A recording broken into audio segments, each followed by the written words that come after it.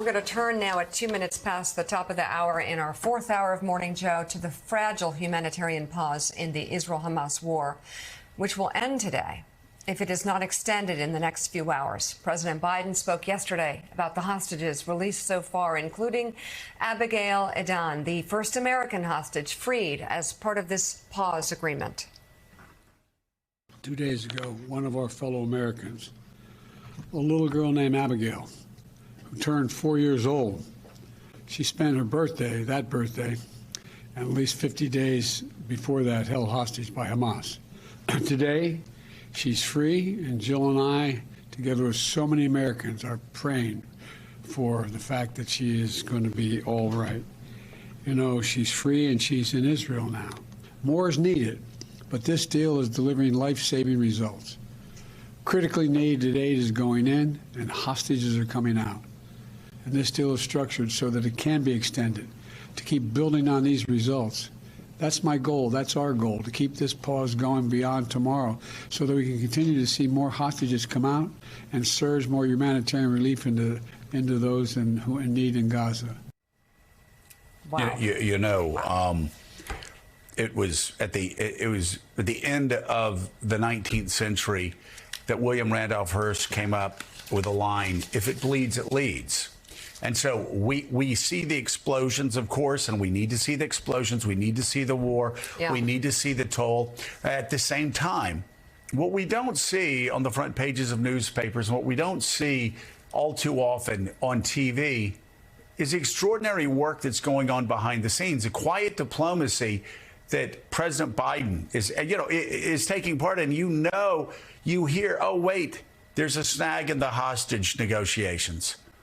And I remember this weekend, I looked at you, I said, you watch, Joe Biden's going to get on the phone. Mm-hmm. And you've got, of course, you've got, whether it's Anthony Blinken or Jake Sullivan or Bill Burns or Brett McGurk or all of these people that are doing such extraordinary work. They're quietly working behind the scenes. And sure enough, we heard a few hours later, there's been a break in the impasse because President Biden got on the phone and he started calling, whether it was our allies in the region or whether it was the head of, the Qatari government, the Emir of Qatar, the Israelis. It's extraordinary work being done by Joe Biden because he has 50 years of experience doing this, and we have idiots who get their news in 30-second sound bites from TikTok. And they think they understand what's going on in the Middle East. They think they understand what's going on inside the White House. They have absolutely no idea. That's why I think it's the media's responsibility to step in and do more than just the if it bleeds, it leads coverage. They need to talk about this extraordinary diplomacy because we've got a guy in there. I've said it before. I'll say it again. We've got a guy in there who's more equipped to do this and is more successful in doing this than any president since Bush 41. And there's a reason. Both of those guys, both of those men, both of those presidents got into office with decades of experience in diplomacy, and it makes a difference. A lot of people say Biden's age is a factor, and you're damn right it is. With his age in a great wisdom, way. Experience. He's not afraid to put himself out there. He knows it all could fall apart, but he's got guts. And he's unafraid. And that's what makes him an effective negotiator, effective at diplomacy. This is his second war that he has actually visited the country in the middle of a hot war in his presidency. Yeah. This president has made history on so many levels, and the stupidity of the conversations about his age, when right now age is absolutely a factor in these negotiations. Well, I wouldn't want anybody else doing it. And Jonathan Lemire, Mika brings up a great point. People talk about, his age is age. Yeah, age is an issue. It's a positive issue, but also, I'm saying that, not you, obviously. It's Mika and me on the opinion side here. But we've just looked at what's happened, whether it's Ukraine, whether it's expansion of NATO, what's happening in the Middle East. But also, Mika brings up a great point. Joe Biden has visited 2 war zones now. Yeah. Hot, active war zones. The first president to visit any war zone since Abraham Lincoln. And with Donald Trump, we had a president that didn't want to go visit the graves of World War I soldiers, World War II soldiers. I can't remember. I believe it was. Can't even. Believe it was So. I know he was over for the Normandy celebration, but I believe also there were other graveyards he was going to go to. But Donald Trump didn't want to get his hair wet, according to reports and things from And things makeup. It was the makeup. And Generals. I'm not joking. And of course, it's not trying to be funny. General Kelly, of course, just said he never got it.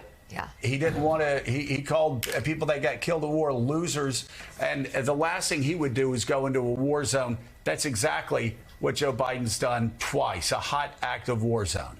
Yeah, that was a World War I cemetery in France to commemorate a battle that led to the foundation of the Marine Corps, which mattered a lot to General John Kelly. You're right, Joe, that first of all, President Biden, look, two things can be true at once. Polls do suggest that voters are concerned about his age, but there's no question that age is also an advantage when it comes to his relationships with foreign leaders and just having been there before, seeing the world stage, having been on the Senate Foreign Relations Committee for decades, serving as President Obama's vice president, and he was a globe-trotting vice president, logged untold miles at Obama's behalf.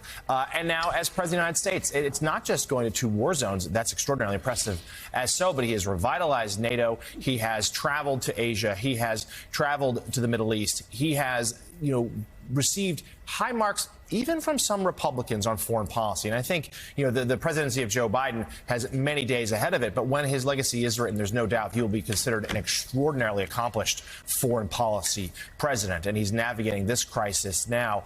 And to your point, we have reporting that he worked the phones all weekend long to try to make sure this hostage deal would go through. And now he's trying to get that pause extended. And you mentioned Donald Trump, who we've had quite a bit of fun with recently because he keeps mixing up who's president. Well, he has responded just a few moments ago on his fledgling social media site. He says he sarcastically does it. No, they're on their way.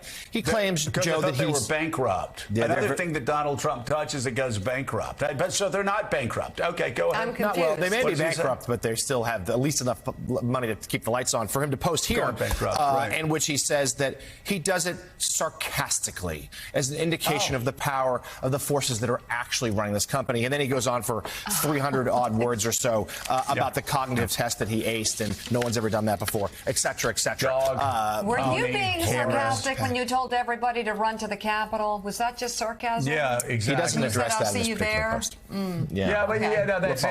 That's very. Were you being sarcastic when you said you take dirt on a political rival from a foreign leader? Right. Was that sarcasm? Yeah. Okay. Yeah, maybe just so. Curious. Or when he said that he wanted to have generals executed. Right. Were you being sarcastic when you told America that our war dead were losers? Was that sarcasm? Yes, I guess maybe it was. What about S-hole countries? Did General Kelly about that? Yeah. So anyway, you could do that for 4 hours. It's so funny. Wouldn't be enough time. We'll play the clips where Donald Trump looks so lost and confused on stage. If he insists on doing this, we'll be glad to play the clips of where he's like stumbling around and bumbling around, confuses World War II with World War III, can't figure out who's in charge of what country, who's in charge of Hungary, who's in charge of Turkey. We can do that if we want. If we want to go there, we'll gladly go there. But